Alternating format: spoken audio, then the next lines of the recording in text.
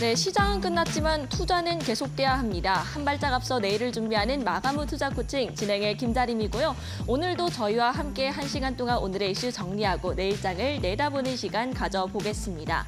마감 후 투자 코칭은 이데일리 TV, 유튜브와 네이버를 통해서도 만나보실 수 있습니다. 먼저 오늘장 시장의 흐름을 헤드라인을 통해서 살펴보시죠. 네, 4가지 이슈가 준비되어 있습니다. 첫 번째로는 시장 정리부터 해보겠습니다. 오늘 양시장이 흔들렸습니다. 코스피는 외국인과 기관의 매도세 2,730선까지 내려왔고요. 1% 가까운 낙폭을 보였습니다. 네, 코스닥 역시나 0.5%대 소폭의 하락으로 거래를 마쳤는데 글로벌 빅 이벤트를 앞두고 시장에는 경계감이 커진 모습입니다. 미국과 일본의 금리가 결정하는 회의가 하루 앞으로 다가왔고 또 빅테크의 기업 실적도 줄줄이 발표됩니다. 다음 소식 보겠습니다. 네, 정부가 한강과 낙동강 등 전국 곳곳 14곳의 다목적댐을 건설합니다. 극한의 홍수나 가뭄 등 기후위기에 대응하고요. 또 미래 용수 수요를 뒷받침한다는 방침인데요. 실제로 이 4대강 사업 2013년 이후로 10여 년 만에 다시 정부 주도의 대규모 치수 대책이 생겼습니다. 이로 인해서 우원 개발과 이화 공영 등의 종목들이 2시간 급등세를 보이며 결국 상한가에 진입한 채로 마무리가 됐습니다. 다음 소식 보겠습니다. 네, 블룸버그에서 이런 이야기가 나왔습니다. 삼성전자 HBM3E가 엔비디아 퀄리티 테스트 2개월에서 4개월 이내에 통과가 될 것이라는 보도였습니다. 외신을 통해서 이런 이야기들이 꾸준히 나오고 있는데요. 한편 스탠더드앤푸어스는 삼성전자의 신용등급을 AA-로 유지하면서 지난해 실적 부진에서 벗어나서 회복을 할 것이다. 내년까지 실적 개선이 기대된다는 긍정적인 전망을 내놨는데 삼성전자 2분기 확정 실적 오는 31일에 발표됩니다. 마지막 소식 보겠습니다. 네, 야놀자가 구글 트래블 연동을 시작하면서 외국인 관광객을 잡는다는 포부를 밝혔습니다. 이제 구글 내에 숙박 업체를 검색하면 야놀자의 국내 숙소들이 함께 검색이 되는 구조인데요. 이로 인해서 외국인 관광객을 유치하고 수익성을 제고할 수 있습니다. 또 우리 국내 유니콘 플랫폼의 경쟁력을 다시 한번 재확인할 수 있는 기회인데요. 우리 국내에서 야놀자 관련된 종목들은 위메프와 티몬 사태에 따라서 그 후폭풍으로 크게 흔들리고 있습니다.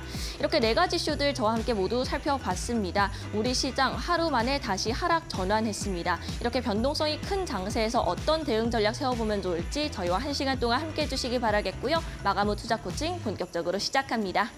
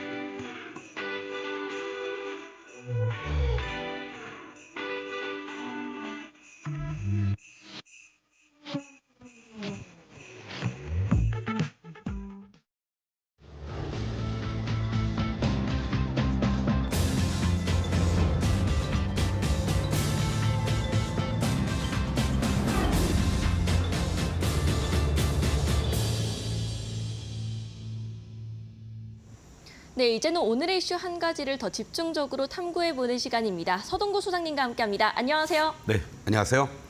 네, 어제는 모처럼 강한 상승이 반가웠는데 그때 이제 지난 오프닝 때 저희가 거래 대금이 좀 아쉽다라는 이야기를 한 것 같아요. 오늘장 다시 흔들렸는데 간단히 짚어주실 수 있을까요? 그렇습니다. 워낙 위축된 투자 심리와 그리고 수급의 이러한 요인이 작용이 되면서 외국인들이 현선물, 특히 이제 선물 쪽에서 매수 매도를 반복하는 과정이 시장의 급등락을 네. 자제하고 있다. 이렇게 말씀을 드리면서 어제 그런 반등을 그대로 다 반납하는 이러한 모습이 연출이 됐는데 결국 외국인들의 이런 어떤 수급의 변화들이 나타나기 전까지는 시장이 안정적인 어떤 상승 또는 반전의 그러한 흐름이 나타나기에는 조금 더 시간이 필요하지 않겠느냐 이렇게 말씀을 좀 드릴 수가 있겠습니다. 네, 어제 상승분을 대부분 반납한 채로 마무리가 됐습니다. 외국인의 수급 영향 등이 있었는데 이 부분에 대해서 오늘 저희가 자세하게 짚어보겠습니다. 바로 오늘의 이슈 화면을 통해서 만나보시죠.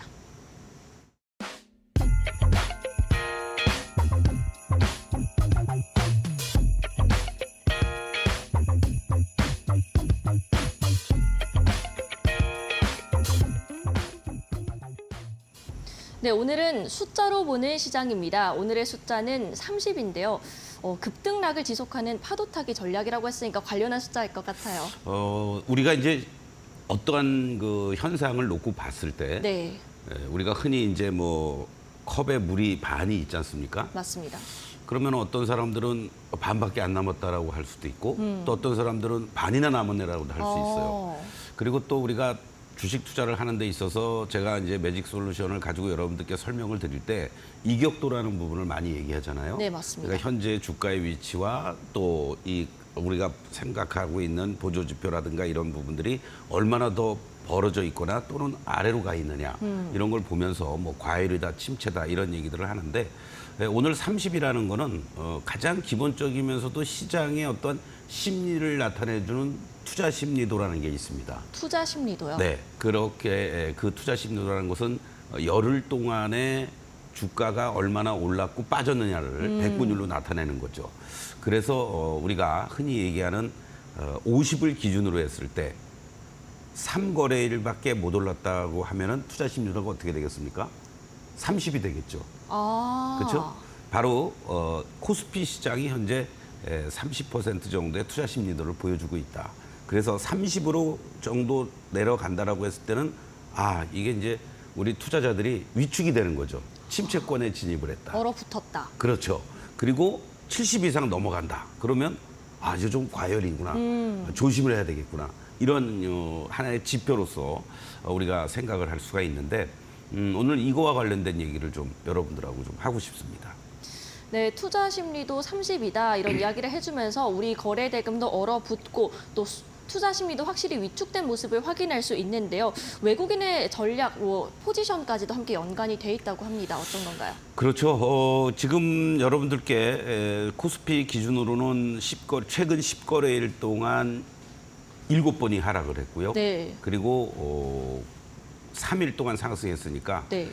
코스피 기준으로는 투자 심리도가 30%다 이렇게 얘기하면 되는 거고 코스닥 시장은 미미하게 올라온 것까지 감안한다고 했을 때 열흘 동안에 걸쳐서 5거래일 동안이 일단은 그래도 올라왔습니다. 네. 그래서 코스닥은 50%의 투자 심리도를 보여주고 있다라고 말씀을 드릴 수 있는데 아쉽게도 어제 그제 5조 원대 이런 거래대금 오늘 이제 2차 전지 쪽들을 중심으로 해서 반등도 나오고 공방이 좀 있다 보니까 거래대금이 6조 원을 좀 넘어서기도 했습니다만 그만큼 현재 거래대금이라든가 심리도를 봤을 때 상당히 위축돼 있는 모습을 지금 보여주고 있다. 이렇게 말씀을 드릴 수가 있습니다. 특히 외국인들이 선물 쪽에서 계속해서 롱숏 전략을 코스피의 시총 상위 종목들을 중심으로 해서 펼치면서 시장의 변동성을 더욱더 교란시키고 있는 이러한 모습들인데요. 선물 지수 역시 이 10거래일 동안 3일을 제외하면은 지속적인 하락세를 보이면서 계속해서 투자 심리도 30에 위치돼 있는 그런 어떤 침체 구간이 지속이 되고 있다라고 볼 수 있는데 한 가지 이제 여러분들이 염두에 두셔야 될 게요. 시장이 일정하게 올라올 때 또 하락할 때도 그렇고 어떤 이 변동성이라는 부분들을 염두에 둔다라면은 뭐 한 10포인트 내외 정도의 이런 어떠한 그 상승과 하락이 반복된다면 괜찮은데요. 지난 17일부터 이제 카운트가 되는 겁니다. 10거래일이니까. 이 전일 대비했을 때 기본이 뭐 20포인트 이상 뭐 40포인트 가까이 급등락이 연출이 됩니다. 네. 그러니까 이러한 부분에서 여러분들이 어떤 변동성이 크다 보니까 상당히 지금 여러 가지 면에서 심리적으로 위축될 수밖에 없다. 이렇게 말씀을 드릴 수가 있겠고 코스닥 시장의 경우에도 마찬가지죠. 코스닥 시장은 지난 17일부터 염두에 둔다라면 하락할 때는 10포인트 이상 18포인트 이렇게 급락을 하고 그리고 반등은 뭐 2포인트 정도 이렇게 올라오다가 지난 25일 날은 또 16포인트 급락을 했어요. 그리고 26일 날 뭐 0.27포인트 정도 반등하는 모습이고 어제 10포인트 상승했다가 오늘은 또 4포인트 이렇게 하락하는 이러한 모습을 보여주면서 비록 코스닥 시장의 경우에 투자 심리도가 50이긴 하지만은 뭐 이 7월 26일 날 0.27포인트 오른 거는 사실 오른 것도 아니죠. 뭐 보합이나 네, 마찬가지 아니겠습니까? 맞습니다. 그렇게 보시면 되고 이제 선물 시장의 이 흐름들을 10거래일 동안의 모습들을 보시면 이렇게 선물 시장이 3포인트 이상 4포인트 가까이 이렇게 변동성을 보이고 지속적인 하락을 보이다가 뭐 1포인트 정도 반등 그리고 또 2포인트, 6포인트 정도 급락을 하고 이틀 동안에 걸쳐서 어제 그제 5포인트 정도의 오름세를 보였지만 오늘 다시 또 3포인트의 이런 하락을 보였습니다. 또 그 과정들 속에서 지난 17일부터의 여러분들 매매 규모들을 보시면 물론 뭐 7천억, 1조 이렇게 매도를 합니다. 이 부분들은 일정하게 말씀드렸듯이 판매하는 매수했던 것들을 전매하는 부분도 있겠지만 매수 자체는 아주 볼륨이 적다라는 거죠. 1,300억에 불과하고 그리고 나서는 또 9천억 이상을 매도하고 오늘도 장중에 6, 7천억 정도 매도하다가 막판에 뭐 5천억 정도로 매도가 축소되긴 했지만은 이틀 동안에 걸쳐서 또 7천억의 이런 매도가 나오고 있다라는 거는 그만큼 나타나고 있는 수치만 보면은 우리 투자자 여러분들이 상당히 당혹스럽고 위축될 수밖에 없는 그런 어떤 시장의 수급이 전개되고 있다. 이러한 말씀을 다시 한번 드리겠습니다. 네, 수급으로 인해서 위축된 시장, 외국인의 롱숏 전략으로 더 크게 교란된 모습인데요. 그 원인이 궁금합니다. 왜 우리 시장이 급등락을 지속을 하는 건지, 그리고 왜 외국인들이 일관성 없는 매매를 지속하는 건지 아무래도 글로벌 불확실성의 영향이 크겠죠. 그렇죠. 의외로 지금 사실 7월 초 이후부터 전체적인 시장의 가장 큰 악재는 잘 모르겠다라는 거거든요.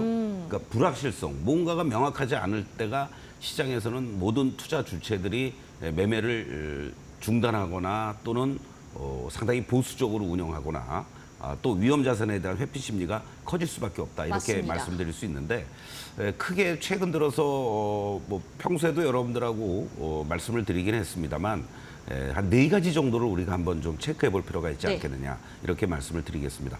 첫 번째는 아무래도 이제 11월 5일이긴 합니다만은 미 대선과 관련된 부분들이 상당히 드라마틱하게 전개가 되고 있지 않습니까? 맞습니다.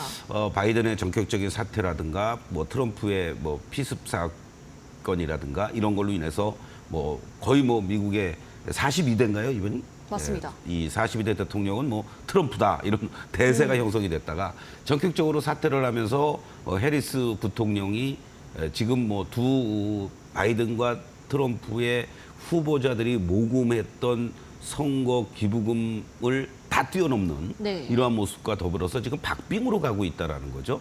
이런 것도 어떤 면에서는 불확실한 그런 요인으로 작용이 되고 있고 또 무엇보다도 민주공화당의 정책적인 측면에서 뭐 우리가 한때는 뭐 트럼프 트레이드다 또 일부는 요즘은 이제 뭐 대마 관련해서 해리스 트레이드 뭐 이런 것도 나오곤 있습니다만은 이러한 부분들이 결국은 너무 양단의 극단적인 그런 어떤 정책적인 리스크도 네. 또다시 불거지고 있는 게 아니냐 이러한 부분들 나올 수 있겠고 최소한도 이러한 부분들은 다음 달 19일부터 22일까지 민주당의 전당대회를 통해서 해리스 부통령이 공식적으로 민주당의 대선 후보로 선정이 되지 않겠습니까? 맞습니다. 그것이 끝나는 게 아니라 이제 그때부터 본격적으로 시작이 또 된다는 거예요.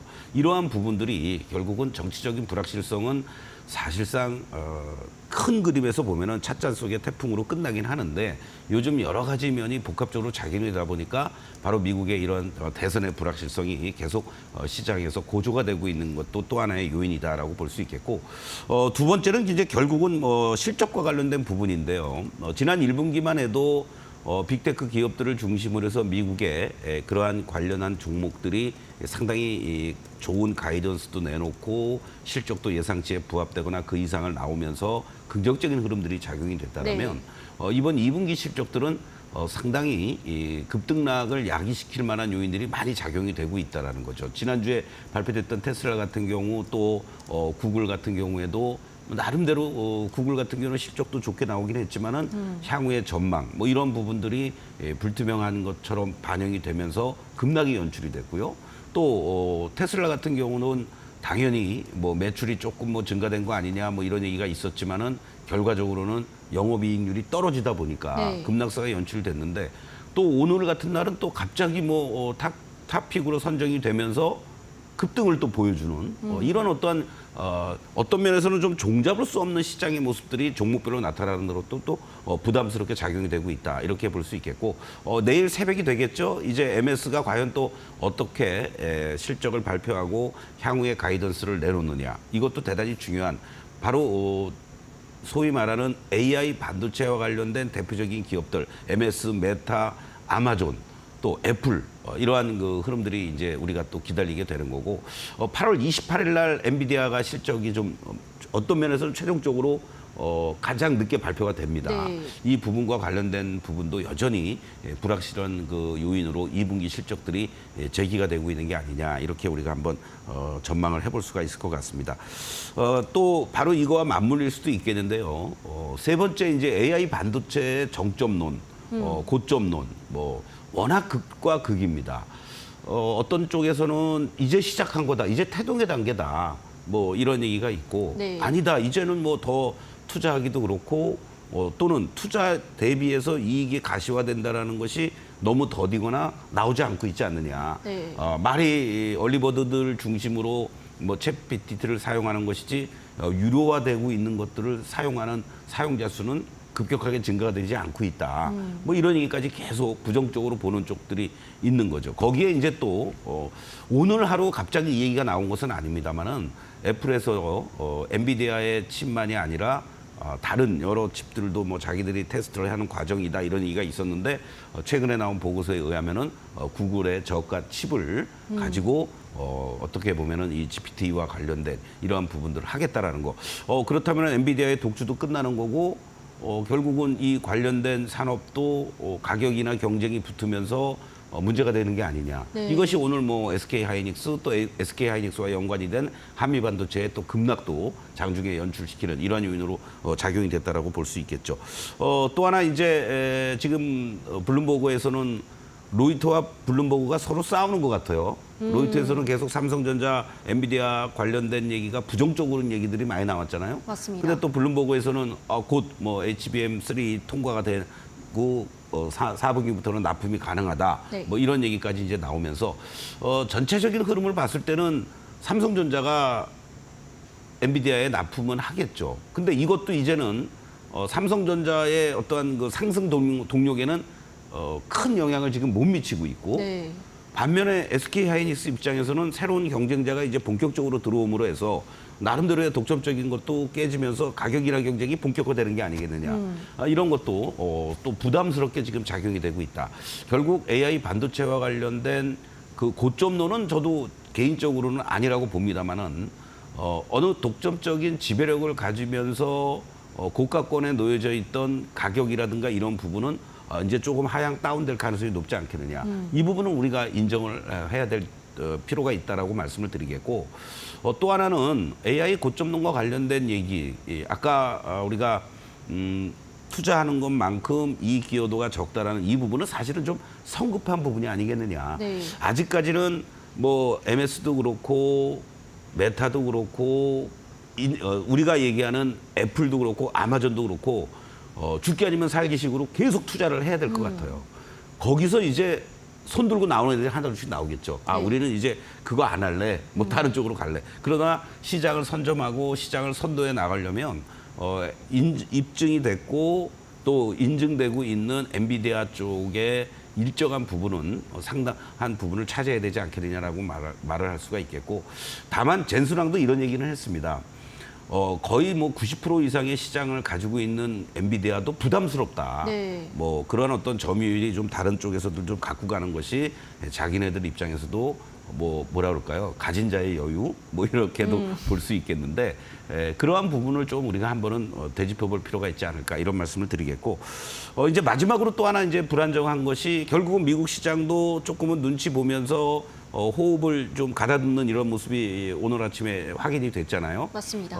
이제 내일 모레 우리가 이제 확인을 하겠습니다만은 오늘 밤부터 이제 본격적으로 FOMC 회의가 열립니다.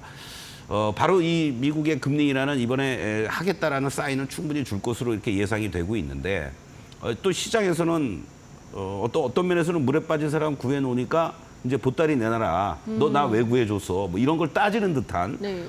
금리 인하를 하는 게 기정사실인데 이 골디락스를 잘 유지해가면서 하는 거냐? 아니면 뭔가 경기 침체에 대한 우려가 고개를 계속 드니까 어쩔 수 없이 떠밀려서 하는 거냐? 네. 이러한 이제 논란도 되고 있다라는 거죠. 그래서 이러한 부분도 좀 부담스럽게 작용이 되고 있고, 반면에 어제 이제 좀 자세히 말씀드렸습니다만은 내일 이제 오전에 결정이 되겠습니다만은 일본의 금리 인상과 관련된 이 부분은 결과적으로 우리가 지난번에 한번 호되게 162엔에서 152엔까지 내려오는 과정 속에서 한번 경험을 했습니다만, 엔캐리 자금을 어떤 식으로든 동요를 시킬 수 있고 불안정하게 만들 수 있는 그런 요인이 되니까, 바로 이러한 요인들이 작용이 되면서 외국인들 입장에서는 당장 내일 일본의 금리 인상 여부, 그 자금들도 또 뭔가 미세하게 튜닝을 하는 과정이 전개되고 있는 게 아니냐. 네. 이러한 관점으로 여러분들이 좀 보시면서 큰 틀에서 현재 시장을 둘러싸고 있는 이 네 가지의 불확실성이 이제 하나둘씩 좀 해소가 될 수 있는 것들은 금리 인하와 금리 인하 시그널과 금리 인상 여부, 그리고 또 사실은 이번 주를 기점으로 해서 빅테크 기업들의 실적은 대충 나오지 않습니까? 네, 맞습니다. 이러한 부분들도 우리가 좀 참고를 해봐야 되겠고, 뭐 반도체 고점론이 앞으로도 계속 나올 것 같아요. 그리고 맞습니다. 미 대선의 불확실성과 관련된 부분은 뭐 11월 5일까지 진짜 어느 한쪽이 완세되게 이기는 그런 어떠한 전망이 나오지 않는 이상은 네. 이제 되니까 이 부분은 뭐 우리가 안고 가야 되지 않겠느냐. 이런 관점으로 여러분들이 좀 체크를 좀 하시면서 현재 시장 좀 불안하고 답답하고 어렵더라도 조금은 인내하는 그런 과정들이 필요하지 않겠느냐, 이렇게 말씀을 좀 드리겠습니다. 네, 결국 변수와 불확실성이 시장의 변동성으로 나타나게 되는 겁니다. 그런데 이런 이슈들은 현재 진행형이고 또 급등락하는 시장에서 보다 신중한 접근이 필요할 것 같은데요. 구체적인 대응 전략은 어떻게 될까요? 네, 조금 전에도 한번 말씀을 드렸지만은 네 가지 중에서 두 가지는 시간이 지나면서 제일 먼저 이제 금리와 관련된 부분 네. 결정이 되겠죠. 그리고 이제 실적이라는 부분이 아까 남아 있지 않습니까?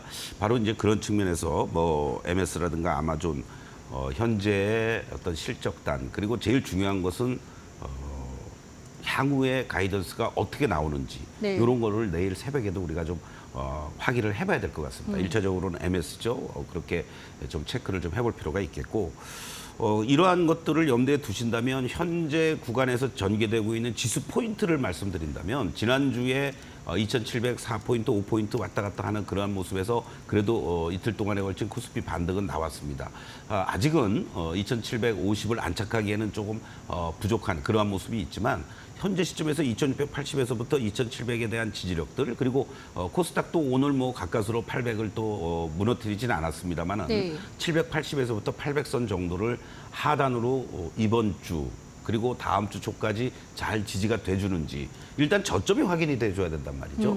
그러한 것들을 감안하면서 뭐 분할 매수를 단행한다든가 이렇게 대응해야지, 어저께 뭐 좀 올라왔다고 쫓아가서 대응하고 또 물리게 되는 거거든요. 네. 잘못하면. 그런 것들을 현금을 유지하고 있는 부분은 좀 일정하게 유지해 가면서 정확한 시점에, 중요한 시점에서 그 있는 현금. 지금 현금 100% 갖고 계신 분들 없을 거 아닙니까? 맞습니다. 그런 측면에서 조금은 더 현금을 아끼자 이런 말씀을 좀 드리겠고 삼성전자를 기준으로 봤을 때 오늘 뭐 8만 원이 깨지지 않았습니다만은 지난번에도 말씀드렸던 것처럼 7만 8천 원에서부터 8만 2천 원에 대한 이 지지와 저항의 이 좁은 밴드에서 움직일 가능성이 있습니다. 얘가 빨리 지지를 해줘야 된다. 그렇다면은 삼성전자 기준으로는 8만 2천 원을 다시 회복해주는 시점. 네. 그리고 SK 하이닉스를 기준으로 본다면은 이 18만 원이 쉽게 깨지지 않겠지만은요. 좀 넓게 보면은 18만 원과 20만 원의 밴드인데 좀 좁게 보면은 18만 5천 원부터 19만 5천 원 사이입니다. 그렇다면은 오히려 하단부에 근접할 때는 여러분들이 분할 매수도 할 수 있는 그런 어떤 위치고 빨리 20만 원을 복구해주고 회복해주느냐. 이것이 이제 결국은 뭐 반도체 쪽도 영향이 있겠지만 시가총액 1, 2 종목들이 네. 하방을 잡아주고 안정이 돼야만 주식시장 또 코스피 시장도 그렇고 하단에서 대반등 줄 수 있는 그런 최소한의 조건이 형성이 된다. 이렇게 다시 한번 강조를 드리겠습니다. 이러한 변동성들에서 가장 큰 것 중에 하나는 결국은 8월 28일 날 발표될 엔비디아의 실적인데요. 이런 네 가지 큰 것들 중에 한 두 가지 정도가 해소가 된다고 하더라도 엔비디아 실적과 가이던스에 따라서 IT 쪽을 중심으로 전체 시장의 어떤 변동성은 계속 연출될 가능성이 높기 때문에 조금 더 여러분들이 여유 있는 마음을 갖고 접근해 나가는 게 좋겠고 투자 성향에 따라서 여러분들이 대응 전략을 달리해야 될 것 같습니다. 뭐 무조건 뭐 매수하고 홀딩한다. 난 무조건만 데이 트레이딩만 한다. 뭐 이런 게 아니고 바이앤홀딩 전략과 더불어서 이 스윙 플레이를 같이 병행하는. 그래서 업종 내에서도 예를 들면은 지금 현재 구간에서는 극단적으로 얘기하면은 삼성전자를 가지고도 뭐 2,000원, 3,000원 게임을 하는 사람들도 있긴 네, 합니다. 맞습니다. 그렇게 하실 분들은 하실 수 있으면 하시는 거고 그렇지 않으실 경우에는 그러한 종목들을 내가 삼성전자라든가 SK 하이닉스 하단부에 근접하고 지지된다라면은 사서 모아나가는 전략. 그리고 또 지금 현재 조선업종을 중심으로 해서 화장품이라든가 또 최근에 이제 전력설비 같은 종목도 급등 이후에 급락하는 이러한 모습이 막 나타나잖아요. 네. 그런 부분들은 이제 오히려 끌고 가는 것보다는 저점 매수, 고점 매도를 병행하는 이런 어떤 스윙 플레이도 여러분들이 염두에 두시면서 대응해 나가는 것이 현재 이 변동성 있는 구간에서 조금이라도 리스크를 최소화시키면서 단기적인 수익이라도 극대화시켜 나갈 수 있는 이런 방법이 아니겠느냐 이렇게 말씀을 드리겠습니다.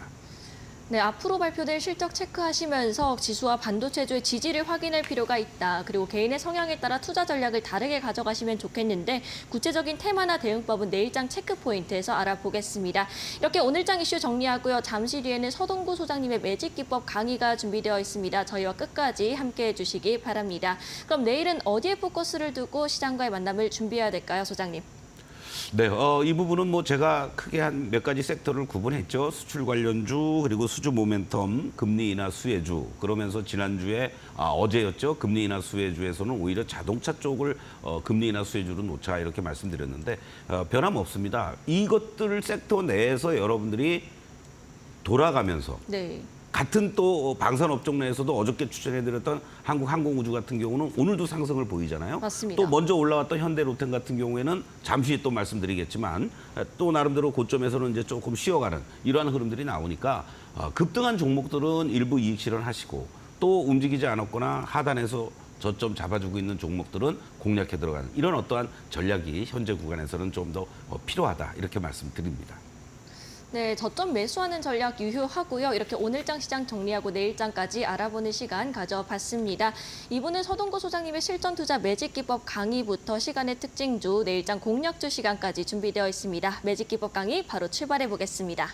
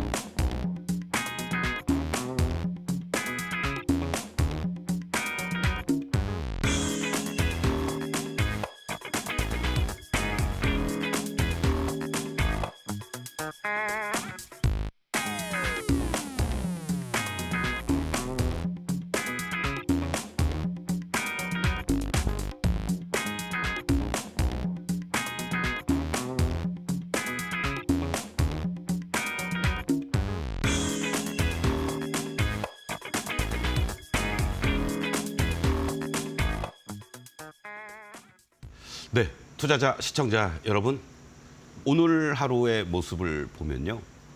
어저께 올라왔다고 좋아할 거 하나도 없다고 그랬죠. 항상 주가가 상승을 할 때는 기존의 거래량이라든가 거래대금보다도 더 뛰어넘는, 여러분들 급등주들 공략할 때 어떻게 하십니까? 전일 대비해서 최소한도 200%, 300% 이상 거래량이 급증해주는 그런 어떠한 모습 속에서 뭐 추격 매수를 하든 뭐 단타를 하든 그렇게 하실 거 아닙니까? 그렇기 때문에 시장의 돈이 그만큼 중요하다라는 것을 여러분께 다시 한번 오늘 각인시켜준 그런 하루가 아닌가 이런 말씀을 드리겠습니다. 또 700에 대한 지지력들 회복하고 지지하고 또는 이탈하는지 이러한 부분도 우리가 확인을 해야 됩니다. 자, 어떤 면에서는요. 어저께 단기간에 또 올라왔던 흐름 오늘 또 그대로 반납을 했습니다. 내일이 중요한 또 포인트가 되겠죠. 바로 절묘한 타이밍에 여러분들과 함께 내일 아침 8시 30분부터 10시까지 장중 실전 매매 온라인 방송을 진행합니다. 시장에 대해서 정확하게 여러분들 다시 한번 우리가 분석하고 대응 전략을 짜고 또 내일 시장에서 공략해 볼 만한 그러한 종목들 함께 하도록 하겠습니다. 그리고 돌아오는 이번 일요일에도 변함없이 주간 증시 전망대 온라인 공개 방송 매주 일요일 밤 8시부터 9시에 진행을 합니다. 지난 일요일 밤에 여러분들께 제시해드렸던 3개 종목 중에 한 종목이 바로 한국항공우주였습니다. 이렇게 급등락하는 시장 속에서 뒤늦게 발동을 걸리고 어제 여러분들하고 이 시간에 오늘의 공략주로 말씀을 드렸던 종목이었죠. 1차 목표가 6만 원을 언제 빨리 돌파하는지 그 이후에 여러분들하고 같이 또 추가 설명을 드리도록 하겠습니다. 그리고 현재 시장에서 중심에서 잘 순항하고 있는 대표적인 종목 바로 현대로템입니다. 자, 현대로템의 가장 기본적인 매매 포인트는 어디였었습니까, 여러분들? 6월 10일 날 제가 말씀을 드렸는데요. 이러한 라인들을 항상 염두에 두면서 여러분들께 말씀을 드리고 있습니다. 현대로템은요. 요 상승의 시작점이 됐을 때 그때 여러분들께 말씀을 드렸던 겁니다. 자, 그림을 보시면서 한번 말씀을 드리도록 하겠는데요. 자, 1차 목표가 빠르게 단행을 했고 제가 2차 목표가를 5만 원으로 제시해 드렸는데 어제 여러분들 삼성바이오로직스를 어제 여러분들하고 1차 목표가 돌파하면서 2차 목표가를 설명드리려고 말씀 못 드렸죠. 오늘 그래서 현대로템을 다시 말씀을 드리도록 하겠습니다. 자, 바로 이러한 자리들, 파란 다이아가 약해지기 시작하면서 빨간 시그널이 나왔고 곧바로 빨간 다이아로 전개되는 이러한 시점. 당시에 6월 10일 날 방송 화면을 보고 계시고요. 다음 날 여러분들이 38,000원에 편입을 할 수가 있었습니다. 사실은 그리고 나서요. 곧바로 급등하는 이러한 모습을 보이면서 1차 목표가 제시해드렸던 자리 45,000원 쉽게 넘어갔었습니다. 그리고 2차 목표가 5만 원을 달성하기 위해서 출렁출렁거리는 그러한 모습들.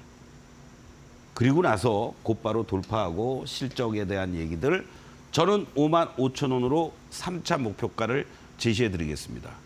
어제 오늘도요. 현대로템에 대한 실적 가이던스 그리고 또 목표가 뭐 6만 5천 원까지도 올리고 있습니다. 이러한 흐름에서 1차적으로 평균적으로는 한 6만 원 정도 되는 것 같더라고요. 자, 이 과정에서 여러분들께 단계별로 그냥 편하게 저도 6만 원, 6만 5천 원 이러면 쉽겠습니다만은 항상 고비들이 있습니다, 여러분들. 그래서 이 5만 5천 원을 언제 얼마나 빨리 또 쉽게 가주는지 조금 천천히 가도 괜찮습니다. 지금 조금 가속 페달을 밟는 것 같아요. 예, 그러한 그 흐름을 여러분들이 염두에 두시면서 뭐 33%의 고점 대비 수익률 그것보다도 이 주가가 이번 구간에서 왜 이렇게 탄력적인 모습을 보였는지를 여러분들이 이해하시는 게 좋습니다. 이 추세의 흐름들을 여러분들하고 같이 2022년도 9월부터의 모습입니다. 큰 그림에서요. 이렇게 쌍봉을 찍은 자리들이 있고요. 그리고 이 자리가 돌파가 돼주면서 여기서 지지를 받아주고 다시 한 단계 더 올라가는 그러한 자리들이 있었습니다. 여기만큼 올라간 거죠. 예. 그리고 여기서 지지가 됐었으면 고생을 덜 했을 텐데 이 하단부까지 또 밀려버렸던 거죠. 여러분들. 예. 그리고 여기를 돌파하면서 지지를 받은 요 자리들입니다. 그러니까 이게 31,000원을 중심으로 해서 형성됐던 라인입니다, 여러분들. 그리고 이 쌍봉의 패턴처럼 보였던 이 고점을 돌파를 해주고 이 자리가 지지가 돼주니까 어떻습니까, 여러분들? 다시 한번 그리면요. 여기서는 쌍봉의 패턴이었습니다. 그렇죠? 그리고 여기서는 삼봉의 패턴이 못 미치면서 돌파했다가 저항으로 받고 그대로 주저앉아 버렸습니다. 그리고 이번 구간에서 올라왔다가 돌파를 했지만 약했죠. 여기서부터 올라온 자리들이 강하니까. 그런데 다시 밀리는 자리에서 이게 다시 밀렸다면 다시 또 여러분들 제자리에 갔을지도 몰라요. 근데 실적이라는 어떤 부분들이 기대가 되기 때문에 이 자리에서 지지를 받았다는 게 바로 직전에 이 강한 저항을 보였던 저항대가 지지선으로 바뀌었다는 거죠. 그렇기 때문에 잠깐 숨고르기 했다가 바로 돌파를 해주니까 여기에서부터의 이 매물들, 여러분들, 이 구간들 쉽게 돌파가 돼주는 이 모습이 연출될 수 있었다라는 겁니다. 이게 추세의 어떤 방향과 위치와 흐름입니다. 저항은 지지로 바뀌어야 되는 거고요. 다시 또 지지를 만들어주는 과정들이 나올 겁니다.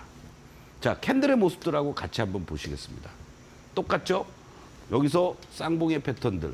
그러니까 캔들은 항상 먼저 움직입니다. 하락도 조금 더 하죠. 돌파했다가 못 갔습니다. 강하게 돌파했다가 살짝 이탈도 됐습니다. 그러나 궁극적으로는 지지를 받고 돌파 시도했다가 여기서 지지받고 바로 이 급등의 패턴들이 연출될 수밖에 없는 그러한 모습이 나타났다는 거죠. 자, 이것을 최근의 모습으로 같이 한번 우리가 보겠습니다. 이러한 박스권의 어떤 움직임이었죠. 지지와 저항 속에서 그리고 돌파가 이루어집니다. 여기서 분할 매수 충분히 할 수 있는 자리들이 되는 거죠, 여러분들이. 그리고 다시 또 뭐 매도를 하든 아니면 매수를 하든 바로 이 시점에 제가 여러분들하고 말씀을 드렸던 6월 10일 날의 시점입니다. 그리고 다시 되밀리는 자리들이 나옵니다. 여기서 이제 또 어떤 모습이 진행이 됩니까, 여러분들? 보세요. 하락하는 시그널은 나타나지만 다이아의 모습은 선으로 바뀌고 오히려 강하게 이러한 매도의 압박이 다이아의 볼륨이 파란 다이아의 볼륨이 작아져 있다는 거죠. 저렇게 커져 있는 게 아니라. 그러니까 조그만 매수가 들어와도 빨간 시그널로 바뀌면서 바로 대량 거래가 수반이 돼주고 외국인 기관들이 동시 들어오면서 들어올리는 모습들. 그리고 눌림목 주는 이러한 자리들이 적극적으로 다시 한번 매수할 수 있는 자리. 내가 여기서 굳이 못 샀더라도 올라갔다가 쫓아가지 마시고 기다렸다가 여기 구간 얼마든지 매수할 수 있는 기관들을 여기서 충분히 다 줍니다, 여러분들. 이 자리들이 41,000원, 2,000원 라인입니다. 그리고 나서 5만 원까지 그냥 쉽게 올라온다는 거죠. 어제 오늘 여러분들 여기서 일부 이익 실현 충분히 할 수 있는 거예요. 전략 매도입니까? 매도할 수 있는 사인이 하나도 없습니다. 이격만 좁히는 과정이 지금 진행이 되고 있다는 거죠. 그럼 이런 종목을 내가 단기적으로 데이 트레이딩이라든가 이런 것들을 못 하시는 분들은 수익 내지는 홀딩 하시면 되죠. 무너질 때까지 안 팔면 되니까. 바로 그래서 목표가 55,000원까지 제시해 드리는 거고요. 오늘 말씀드릴 종목은요. 원전산업지원특별법을 대통령이 국무회의에서 추진하겠다 이러한 발언도 했습니다. 뭐 체코도 곧 방문하겠다 그러고요. 뭐 국회에서 얼마나 잘 통과가 되고 할지는 시간이 좀 필요하겠지만은 동의를 받아야 되니까요. 이 종목은 일봉의 모습이 아니라 여러분들 월봉의 모습입니다. 2020년부터 시작이 됐던 이 상승의 모습 그리고 장기간에 걸친 하락 이후에 여러분들 이걸 여러분들이 만약에 일봉의 패턴이라고 보시면 사고 싶은 마음이 안 드시겠습니까? 상승 추세로 월봉에서 이렇게 이제 전환이 되기 시작을 했습니다. 일봉에서는 뭐 급등락이 엄청 나타났죠. 체코 원전 수주 이후에. 이제는 다시 또 매수할 만한 시점이니까 원전 관련주 중에 어떠한 종목인지 잠시 후에 말씀드리도록 하겠습니다. 내일 아침 여러분들 8시 30분부터 10시까지 오늘 이 종목을 공략할 수 있는 타이밍이 될 수도 있겠습니다. 장중 실전 매매 방송 많이 참여해 주시고요. 또 돌아오는 일요일 날 저녁 8시에 여러분과 함께 주간 증시 전망대 함께 또 진행하도록 하겠습니다. 잠시 후에 다시 뵙겠습니다.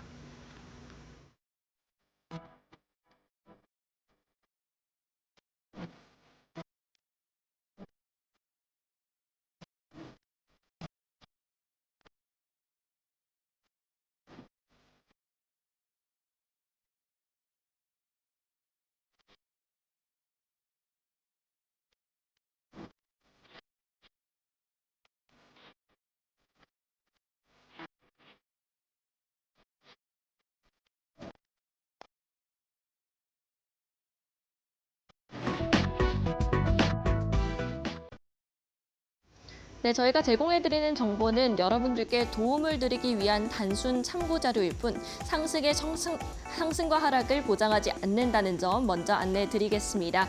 현재 시간이 4시 42분경을 가리키고 있습니다. 어떤 시간에 특징주들이 이름을 올리고 있을지 등락률 순으로 확인하시죠. 네, 3위 종목부터 열어보겠습니다. 네, 3위 종목은요.